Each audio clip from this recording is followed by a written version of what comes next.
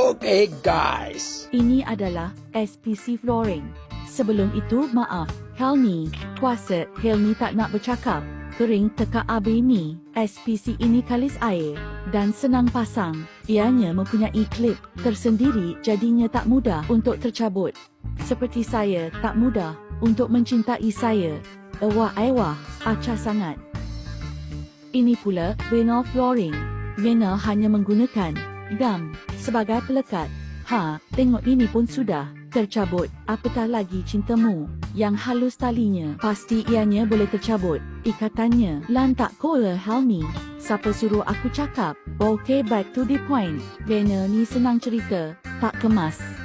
Ini jika SPC Flooring siap sepenuhnya. Mantap kali bukan? Sekian dari saya, Tasha Romanap melaporkan. Moga bermanfaat.